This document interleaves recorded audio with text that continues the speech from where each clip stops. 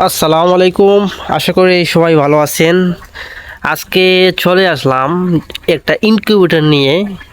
আসলে যারা যারা ছোট্ট খামারি আছে, বলতে গেলে মানে একবারে নতুন, মানে কিছু জানেন না, মানে কিভাবে কি করতে হয় একটা ম্যানুয়াল ইনকিউবেটরে। তো আজকে আমি আপনাদেরকে বিস্তারিত বলে দিব।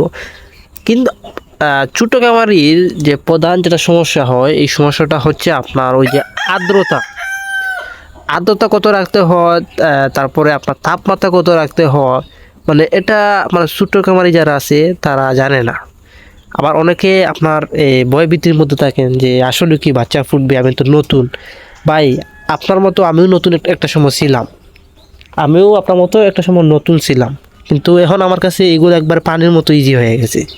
সো আজকে আমি আপনাদেরকে বিস্তারিত বলে দিব, কোনো টেনশন নেওয়ার দরকার নাই, আস্তে আস্তে বড় হতে হয়। সো যারা জানেন না, আজকে এই ভিডিওটা তাদের জন্য। সো চলে যাওয়া যাক, লেটস গো।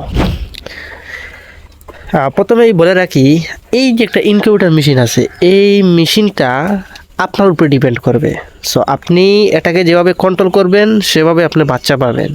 সো আপনার প্রথম কাজ কি? আপনার প্রথম কাজ হচ্ছে, ধরেন আজকে রাত্রে আপনি বসাবেন ডিমগুলো, আজকে রাত্রে বসাবেন, খাতা লিখে রাখবেন, আজকে ডেটটা লিখে রাখবেন এবং আজকে কটার সময় বসাছেন এই জিনিসটা লিখে রাখবেন।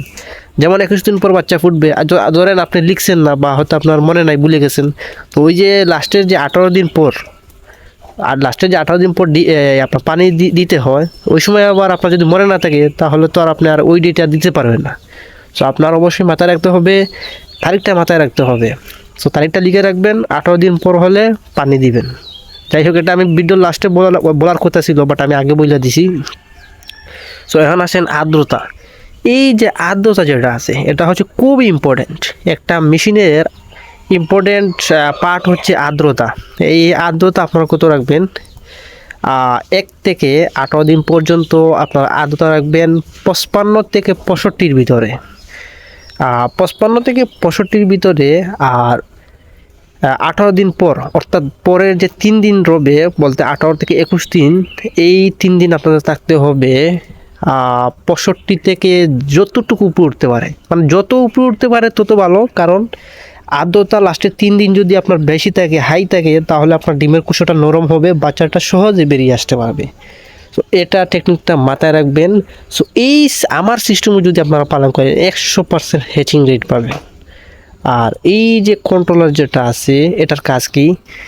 এটার কাজ হচ্ছে আপনার তাপমাত্রা নিয়ন্ত্রণ করে। এটা আপনারা কত রাখবেন? এটা আপনারা 37.2-এ লাইটটা চালু হবে, 37.7-এ লাইটটা অফ হবে। এটা মাথায় রাখবেন, এটা খুবই ইম্পর্টেন্ট। আবার অনেকে আপনার নিজের মতো করে দেন, হবে না ভাইয়া, বাচ্চা ফুটবে না।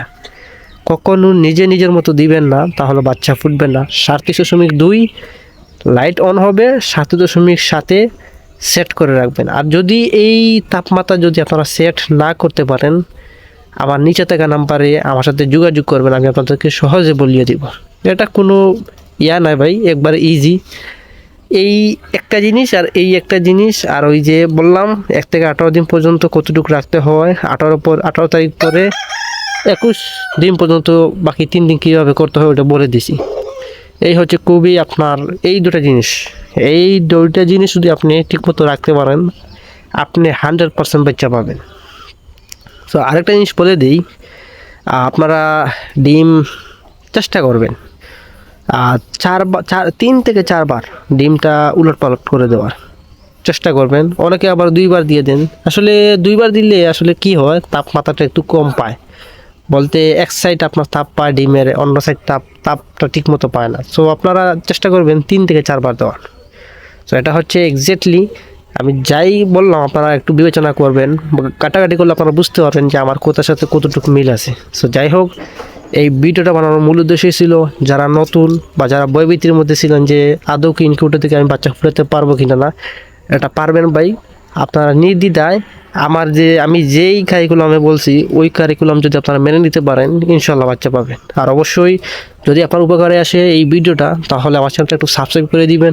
আর আজকে ভিডিও এতটুকু, যে যেখান থেকে দেখছেন অসংখ্য ধন্যবাদ। ভালো থাকবেন, সুস্থ থাকবেন। আসসালামু আলাইকুম।